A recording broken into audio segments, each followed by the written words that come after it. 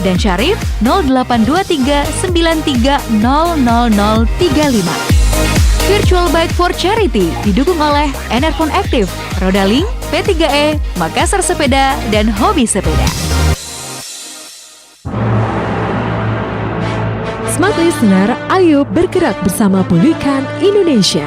Ikuti berbagai program yang kami persembahkan untuk Anda, semua dalam aksi bergerak bersama Pulihkan Indonesia. Sampaikan cerita Anda dan cara Anda dalam bergerak bersama Pulihkan Indonesia. Sampaikan bagaimana Anda berbuat sesuatu dalam membantu sesama yang sedang kesulitan. Kepedulian Anda menjadi inspirasi bagi mereka yang mendengarkan. Kirimkan cerita Anda ke Radio Smart FM Makassar melalui WhatsApp ke 0811 46 10 11 dengan format nama, usia, alamat, profesi, nomor telepon, dan cerita Anda. Cerita Anda akan kami siarkan di Radio Smart FM Makassar setiap jam 10 pagi, jam 2 siang, dan jam 4 sore. Cerita yang diudarakan akan dipilih untuk mendapatkan hadiah menarik setiap bulannya. Lalu bagi Anda pelaku UMKM, kami akan selalu mempromosikan produk dan usaha Anda di Instagram feed Smart FM Makassar secara gratis.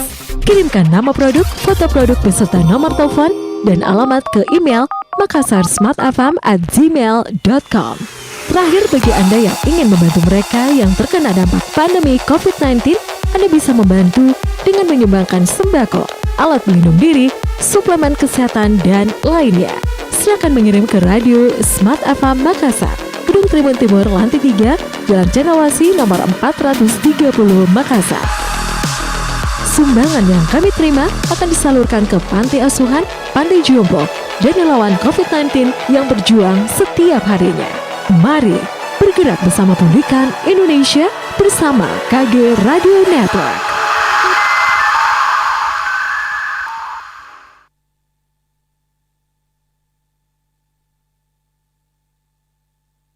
They call it news, knowledge, business, information, wisdom, inspiration, but we call it smart, Smart FM, the spirit of Indonesia.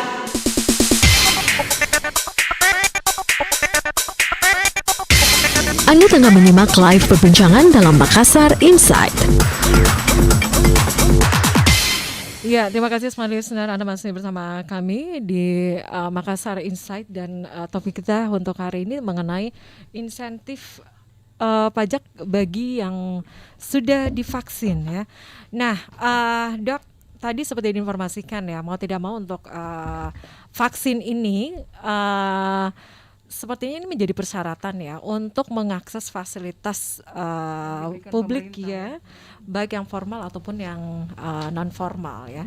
Nah, tentu diperlukan upaya-upaya bagaimana untuk bisa memudahkan masyarakat untuk bisa mendapatkan layanan vaksinasi. Nah, dari Dinas Kesehatan Kota Makassar sendiri apa yang sudah dilakukan? Ya, jadi untuk mempermudah sebetulnya waktu awalnya kan memang kita hanya melakukan vaksinasi di fasilitas kesehatan, baik itu pemerintah, baik itu di rumah sakit maupun di puskesmas, dan beberapa klinik swasta juga yang sudah bekerja sama dengan kita. Tetapi kalau kita lihat hanya membuka di tempat vaskes tersebut itu kan cukup, maksudnya kuotanya terbatas, mungkin tempatnya sempit, jadinya kita bekerja sama dengan berbagai pihak melaksanakan membuat sentra vaksinasi massal. Itu bisa di beberapa instansi, bisa juga di tempat ibadah, di mal-mal yang beberapa waktu kemarin kita sempat ramai sampai serentak 75.000 vaksin, bekerja sama dengan beberapa pihak lain, itu untuk mempermudah masyarakat mengakses vaksinasi. Karena kalau misalnya mereka mungkin kalau pada saat jalan di mal atau di mana, oh di sana ada vaksinasi, mendaftarnya online, itu otomatis setelah mendaftar mereka sudah dapat kuota. Jadi silahkan datang ke tempat tersebut, itu akan bisa langsung dilayani. Kalau misalnya mungkin puskesmas itu ada hari-hari tertentu, jadi tidak setiap hari. Jadi ada satu puskesmas dalam seminggu itu hanya 2 kali melaksanakan vaksinasi. Tetapi kalau misalnya kita menginformasikan secara masif kepada masyarakat bahwa ada sentra vaksinasi massal, itu kita harapkan lebih banyak orang yang datang ke situ untuk mengakses vaksinasi. Dan ini kita untuk di Makassar, karena memang petunjuk dari pusat sendiri bahwa kita tidak boleh menggunakan mempersyaratkan alamat domisili ya. Jadi meskipun ada juga beberapa yang dari daerah-daerah sekitar Makassar, itu tetap kita terima untuk melakukan vaksinasi, karena intinya kan pada dasarnya vaksin ini dari pusat. Kita memang diberikan jumlah kuota, tetapi nanti kan ujungnya mereka semua seluruh rakyat Indonesia ini harapannya bisa divaksin. Jadi kita akan tetap menerima meskipun dia dari luar wilayah. Dari luar Makassar. Iya. Nah ini nih pernah ya dok, saya pada saat melakukan vaksin gitu ya, itu ada masyarakat yang datang di salah satu rumah sakit pemerintah yang ada di Makassar begitu ya.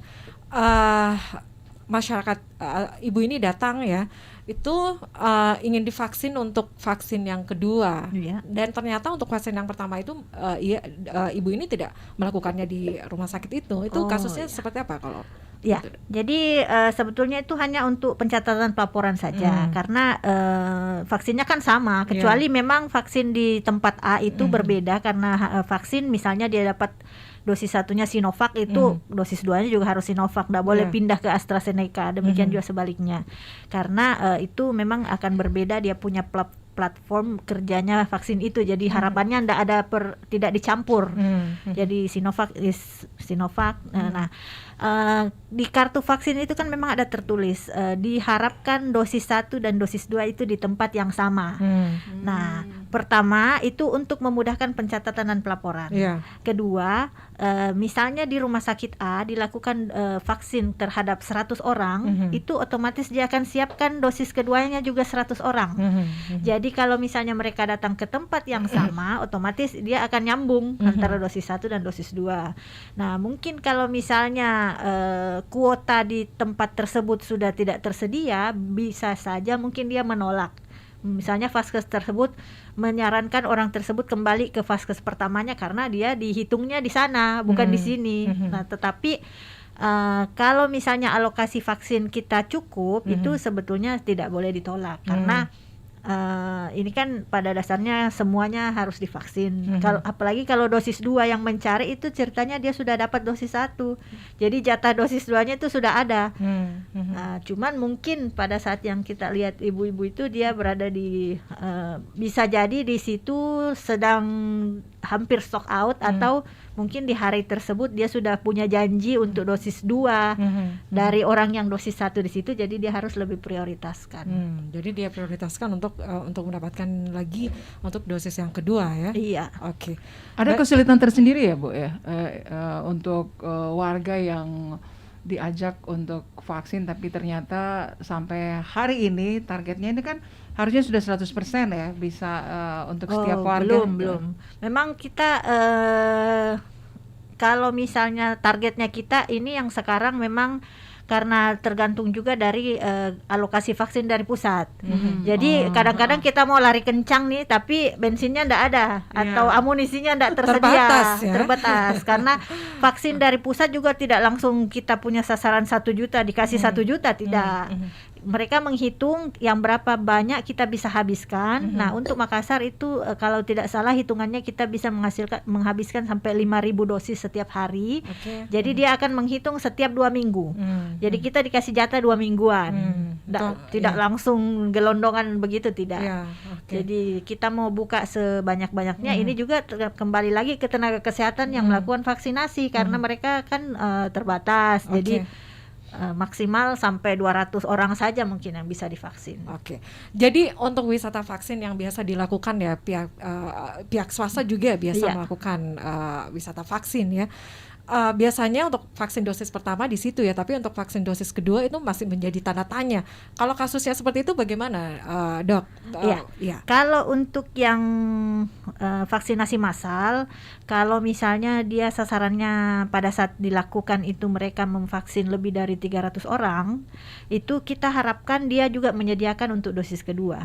Maksudnya jangan sampai hanya menyelesaikan dosis 1, dosis 2-nya ini nanti akan kemana warawiri begitu ya? Kemana kemana-mana Iya, cari kita dosisnya yang kan, bingung, ya masyarakat yang kasihan bingung kan. pesertanya. Iya. Jadi mereka kalau pada saat meminta kepada kita untuk membuat vaksinasi itu sudah dijadwalkan untuk 2 kali. Oke, baik, itu berbagai upaya yang dilakukan oleh Dinas Kesehatan Kota Makassar ya. Saya mohon izin lagi kembali ke Pak Firman, silakan. Ya. Siap. Oke. Masih terkait dengan relaksasi pajak nih ya, khususnya untuk yang sudah vaksin, karena kita ini memang lebih ke vaksin ini karena salah satu dari upaya pemerintah juga untuk pemulihan ekonomi ya ke masyarakat. Tadi saya sudah sempat menghubungi Ketua PHRI Iya. Bapak Anggia, tapi beliau sepertinya Sibuk belum ya? siap, belum Betul, siap betul. untuk ditanya. Iya. Nah, ini kemudahan seperti apa yang juga akan diberikan oleh misalnya seperti salah satu pengusaha khususnya yang Iya. bergelut di Pajak, perhotelan seperti ini. perhotelan, Iya. restoran. Gimana ya, ini? mall. Ini kayaknya Pak Anggiat juga kayaknya ada ketakutan tersendiri untuk berbicara panjang lebar. Gimana Pak Firman? Jadi begini. Tutup aja. Ketakutan panjang lebar. Iya. Jadi selain pajak persorangan untuk wajib pajak, relaksasi juga ditujukan kepada beberapa sasaran lain seperti misalnya hotel, Iya. restoran, ya, Rumah atau makan badan juga ya. hukum-hukum lainnya ya. Jadi bagi wajib pajak yang melalui badan hukum atau usaha itu akan melampirkan syarat-syaratnya itu melampirkan fotokopi PBB tahun berjalan 2021. Kedua, fotokopi akta pendirian badan hukum mereka. Terus ada surat pernyataan dengan melampirkan nama-nama karyawan mereka yang setelah divaksin. Karena kami juga dari pihak Badan Pendapatan Daerah akan meng-cross check melalui aplikasi Peduli Lindungi. Ya. Karena sebagian besar pada kondisi sekarang ini aplikasi Peduli Lindungi lah yang digunakan oleh beberapa pihak-pihak untuk mengetahui apakah orang itu sudah divaksin atau belum. Baik itu kita masuk ke mall ataupun ketika melakukan perjalanan keluar kota. Ya. Jadi kami akan mengecek dari jumlah yang diberikan jumlah karyawan itu minimal 80% dari jumlah pegawai yang sudah divaksin di kantor tersebut. Mereka memberikan nama-nama karyawannya, melampirkan surat pernyataan bahwa ini benar adalah semua sudah divaksin, membawa ke Bapenda. Di Bapenda kami akan meng-cross check. Setelah itu dievaluasi taksasinya berapa, pengurangannya, sudah itu kami akan meminta mereka untuk membayar keringanan yang Masih tetap juga pemberlakuannya sampai bulan September ini? semua pajak Semua. September. Ya. Dan bagaimana kalau dengan alasan mereka belum mendapat penghasilan yang mencukupi sehingga mereka belum mampu untuk membayar pajak, Nggak Pak Firman? apa-apa kalau mereka nggak mau. Sebenarnya Tetap harus kan ya? kita tetap mengedukasi masyarakat ini. Kita tidak bisa memaksa masyarakat karena di saat ini memang saat-saat yang Pandemi ya? pandemi, ya. Dan mereka Makanya memang dengan terpuruk adanya ya? hal-hal seperti ini kami berharap masyarakat mungkin ada relaksasi nih, saya mau bayar ini nih. Mungkin ini kesempatan untuk daripada saya menunggak. Kami hanya minta kesadaran masyarakat, kami tidak bisa memaksa. Iya. Pak Firman, tapi kalau mamanya di luar dari pandemi ya, belajar dari mungkin dari hasil pengamatan yang dilakukan ya sama ini. Ya, scanning. Iya. Untuk bisa memaksimalkan penghimpunan PBB ini, sebenarnya apa yang menjadi kendala begitu, Pak? Sebenarnya untuk Baik untuk pemilik rumah ataupun mereka yang dari hotel, restoran. sebenarnya Ya. kalau dilihat dari kondisi beberapa tahun sebelum pandemi kayaknya itu sudah mereka selalu mencapai target. Tidak pernah tidak mencapai target. Jadi mereka memang wajib semua kondisi general yang terjadi di Kota Makassar, masyarakat Makassar itu semuanya rata-rata itu patuh bayar pajak. Iya. Ya. Cuma yang memang menjadi kendala itu ada beberapa Ada sanksi tempat-tempat yang usaha. dikenakan, ada sanksi Tempat-tempat yang dikenakan, usaha. Pak.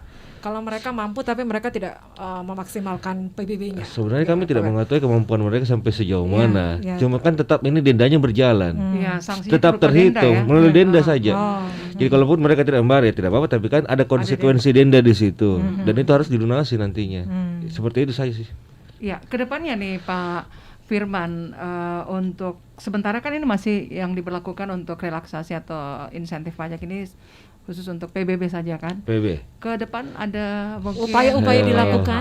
untuk pajak-pajak apa Ya gitu mungkin ya. mungkin akan ada atau mungkin kami akan mencoba juga terobosan-terobosan lain melalui aplikasi-aplikasi digital untuk memudahkan masyarakat untuk membayar PBB ataupun BPHTB seperti itu. Ini kami masih mencari informasi-informasi terbaik karena kami baru juga diberikan amanah di belum cukup pas hari Minggu, belum ya? satu minggu pas hari ini. Jadi kami mungkin ke depan akan memberikan beberapa mungkin kemudahan-kemudahan lah bagi masyarakat sehingga masyarakat bisa mengakses atau membayar baik itu pajak ataupun segala hal yang berbau dengan pendapatan melalui aplikasi ataupun apapun itu yang memudahkan masyarakat. Iya, 4 hari di Bapenda atau di Badan Pendapatan Daerah.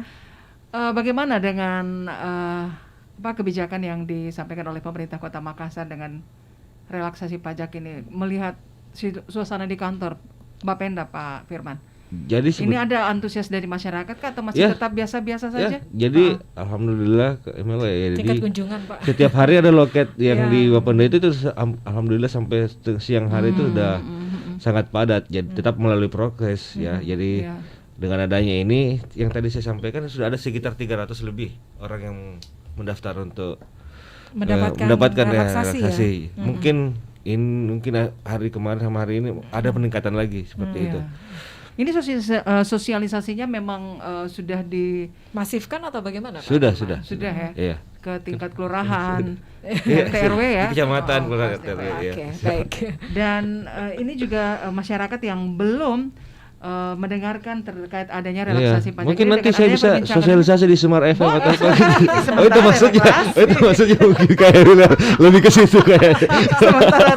Iya, Iya kan karena sampai akhir September tuh. iya betul. Siap. Ini berarti kalau sudah tanggal berapa nih? Sekarang tanggal 9 berarti masih 9. ada kurang lebih 21 hari ya. Iya, betul. Jadi masyarakat yang belum Dimasifkan gitu. Boleh. sosialisasinya. Siap. Nanti saya akan sosialisasi di sini. Sudah. Melalui Oke, baik. Saya ke Ibu Dok. Ibu Dokter.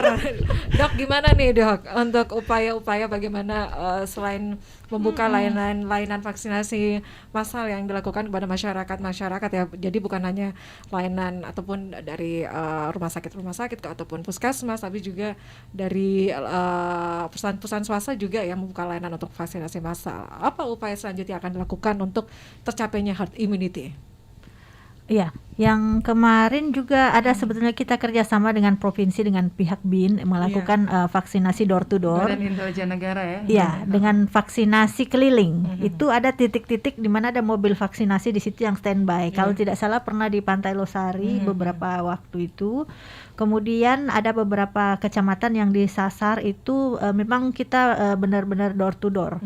Jadi door to doornya bukan berarti tim vaksinnya setiap rumah memang yang datang ini, tapi tidak, mereka dikumpulkan biasanya di secara kolektif mungkin bertempat di yang bisa di situ digunakan